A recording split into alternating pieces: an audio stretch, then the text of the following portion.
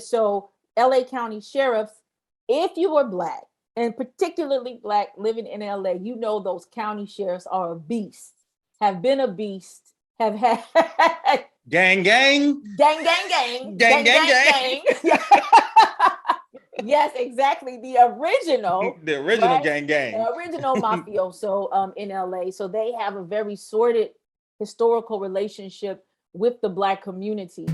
Let's embark on the Ark Republic to hear current news that's published. More than gossip and chatter, covering current affairs that matter. We talk issues with professional views, all keeping you in queue. We wanted a higher vibe for these days and times, to free the voices and minds, reporting the sign of the times, so all can build. Let's shine, yeah. Dame is my LA Connect. Yeah. Coming up in Los Angeles, there is there is a major election coming up with in regards to LA County sheriffs. Yes, LA County sheriffs. So let me just really quickly, a lot of people when they say LA, they don't know that Los Angeles is a city and also it's a county, right? So the LA, the city, is this much in a huge county, all right? And in LA County, that's where you have Inglewood. I'm trying to think of what people know: Compton, Watts, Gardena, Hollywood, Gardena, Torrance, South Bay, Long Beach. Even parts of Compton. Parts of Compton, yeah. So I think all of Compton. No, it's weird. So there's LA and there's actually Compton, right? And like my block is LA, and a block over they got different trash cans. And so yours is LA County, and then the other one is Compton, the city. Yeah. Yes. So, but I'm saying all of these cities are in LA County. Right. Compton is in. So we live in LA County. So where I grew up, it's the unincorporated part. I didn't live in the city. So like we never voted for the mayor where I am or anything like that. We always it was always the. It's weird. It's really weird. Yeah. So and across the street on Vermont, you could vote for the mayor and all this other stuff like that. Yeah, that's. It sounds like there's been some gerrymandering going on down here. Word is bond. Exactly. Yeah. Totally. So, just to give the readers an understanding and an idea. So LA County sheriffs, if you were black and particularly black living in LA, you know, those county sheriffs are a beast, have been a beast, have had gang, gang, gang, gang, gang, gang, gang, gang. Yes, exactly. The original right? gang, gang. The original mafioso in LA. So they have a very sordid historical relationship with the black community. A little, somewhat with the brown community, but because of the numbers wise, there's a lot of, Latinos in the LA County sheriffs, right? Mm-hmm. So it's a different story. But there is a brother running for LA County sheriff. Can you please tell us about this man? Well, Eric Strong is a sheriff, black man, father, husband. He's been in the sheriff department over 20 years. His wife is also a sheriff, been in the sheriff department. Yes, his wife is also a sheriff. And she's actually in the middle of something with the sheriffs right now, a discrimination suit. Yeah, so even in the middle of him running for sheriff, running for the election, his wife is on the other side battling some discrimination. Where is he coming from? Did he go to high school? Is he an Angelino? He is. Him and his wife, they're from Compton.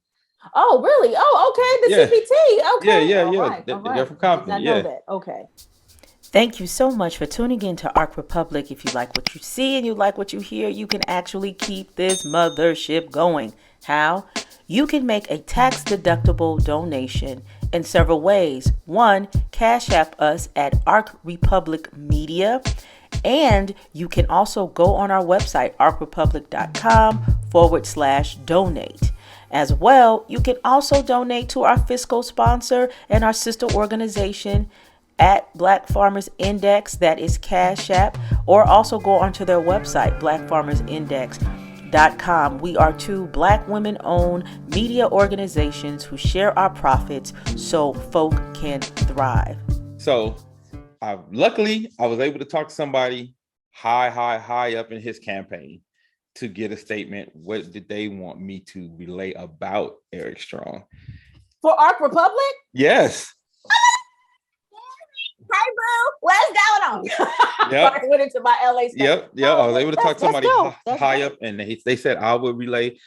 We have someone running for sheriff that has experienced some of the same things that we have in regards to police brutality, in regards to racial profiling, and he brings a 360 perspective to let the community a 360 perspective to let the community know that he's looking for the needs from law enforcement. He's different, and if we want different, we have to be different. More of the same gets us nowhere. And then Eric Strong himself said, I just encourage everybody to look out who's out there, know that their vote counts, encourage them to register, get educated, vote for the sheriff, no matter what the city they live in, as long as they go out and vote.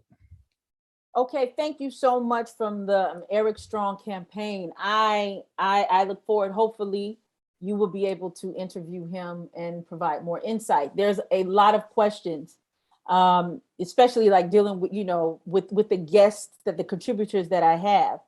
When you are in an organization for 25 years, you have a lot of investment. Mm-hmm. You also might know where some of the bones are buried. Say that. Okay. What makes, I don't want to say necessarily different, because being in an organization for 25 years, it's not like the marriage was all bad. Mm-hmm. But what are your thoughts about Strong? Because let me say this, let's be honest. I don't know any Black cop who has been in the organization, whether for 1 year or 30 years, who has not experienced racism. And I'm not just talking about, microaggression. I'm talking about some really straight overt, ugly racism. And in the conversations I had with Eric prior to this, right, I do get that he has a strong understanding of the community's issues, the mistrust that the community has with the sheriff's department, in particular the LA sheriffs, right? We talk a lot about specifically what's going on with the LA sheriff's gangs. And he said he's one of the few candidates that's willing to acknowledge that there are gangs in the sheriff's department and actually do something about it. He said he's the only candidate that's running that says no to a new jail. And he's the only one that's talking about more reform, more resources to the community than just trying to be tough on crime. Though he says he wants to make sure that he keeps our neighborhood safe, he also wants to make sure that our neighborhoods will have some resources to keep kids from wanting to go out and do wild stuff. And to your point about somebody been in the organization for that many years, and they can either know where the bodies are buried, and like you said, they have experienced some racism themselves.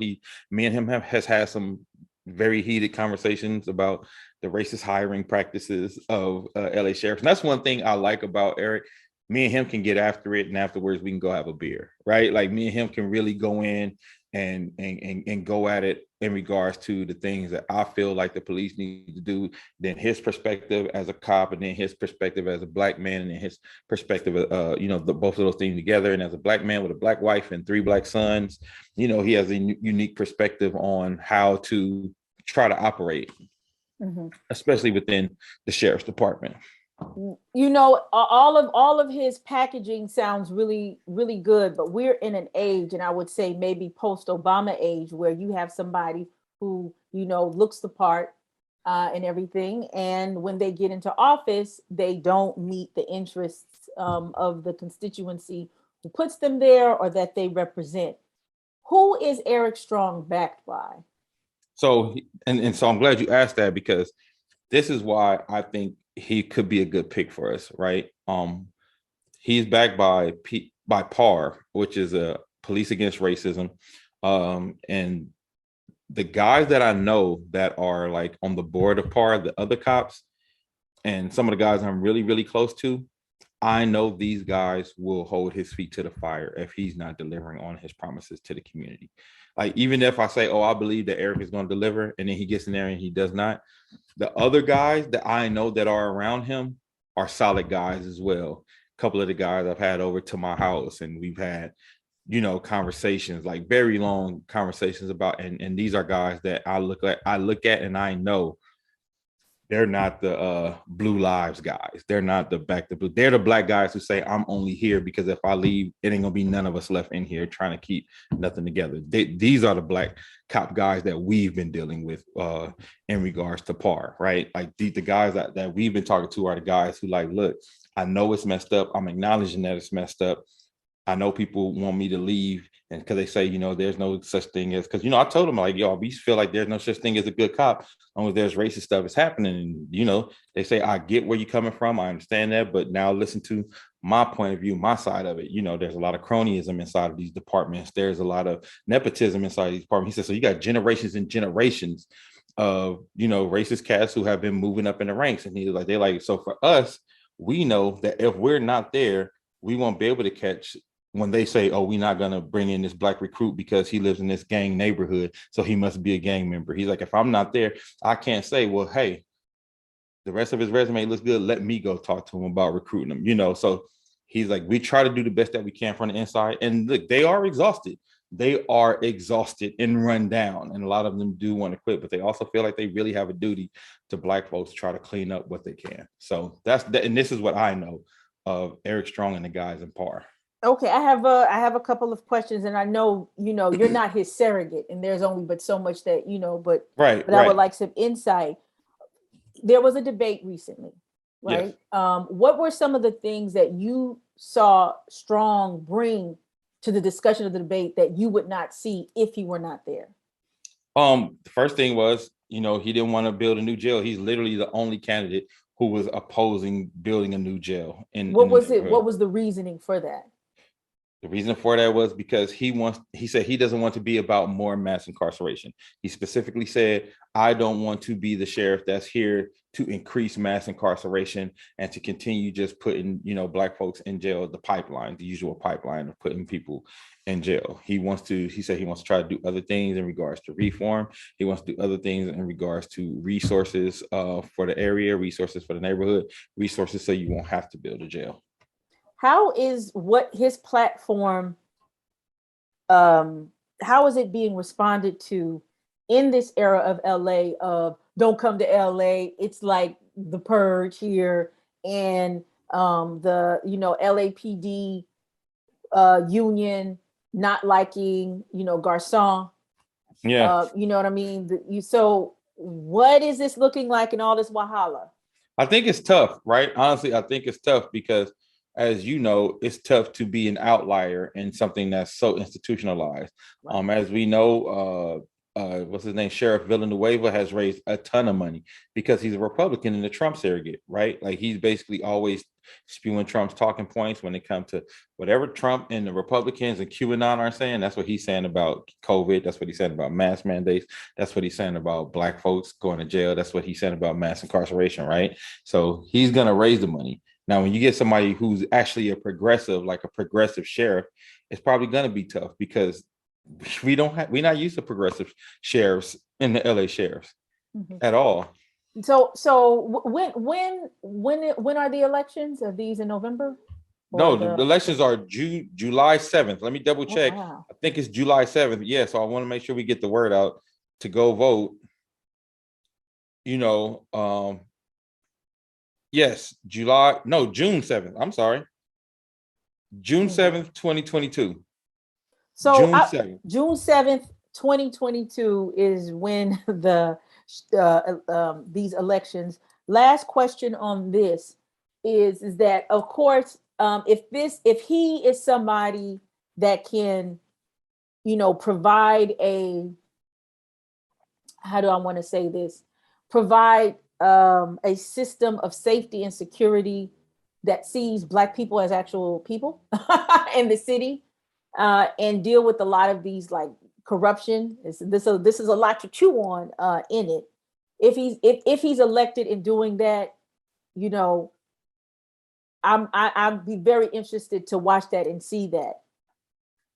If it is the case in which he is not elected, at the very least, what does this do in your opinion? Or what has this done? Yeah, I was gonna say, I think it shines a light on another perspective that's needed in regards to what we need to police our community, because he is one of the few candidates that's talking about getting back to community policing, getting back to getting to know your neighborhoods, getting back to having dedicated, certain dedicated officers in certain neighborhoods to know the beats and the people and the places that they are. And I think that goes to what you were saying about like the police actually looking at us as people, right? And not just statistics. Like if you are sitting, and he said, if you're sitting and you're talking and you getting to know these people when something happens, one, he said, you're going to have some more to trust in the neighborhood. So people are going to want to tell you things to help keep the neighborhood safe if they know that, you actually do have their interests at heart, as opposed to like being seen as some outsider enemy.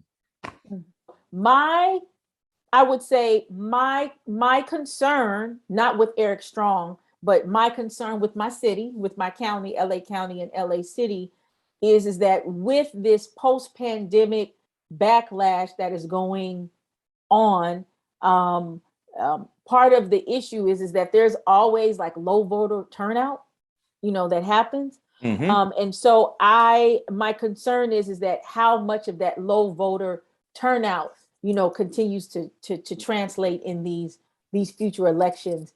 And what does that mean for Los Angeles in general, and the Black Angelino whose spaces are being encroached upon with gentrification and, the sports, what do you call this? The sports stadiums that have been built Right. in Inglewood, so on and so forth. Yeah. Yeah.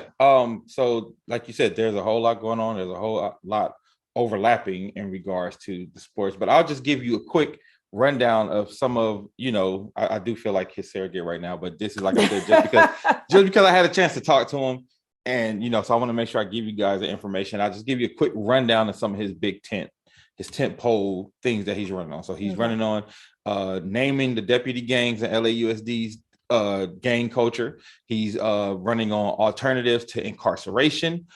He's running on changing use of force in the sheriff's department and helping victims and reducing crime. And finally, trust and transparency, trying to be more transparent with their statistics, trying to be more transparent with having people involved in the process of use of force situations, and all of, how we had what they call like the community could come out and you could talk about the complaints. Like he wants to get into more of that. So those are some of the big tent pole things that I know that he's running on.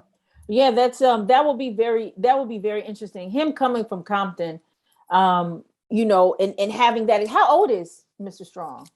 I think, don't give me the line, I don't want to get mad at me. I'll just say this. I know it's not 20 years. He's been in law enforcement for 30 years. For 30 years. So he's probably like in his 50s or late 50s, he's in his 50s. Like yeah. Yeah. Okay. Or early mid to late 50s.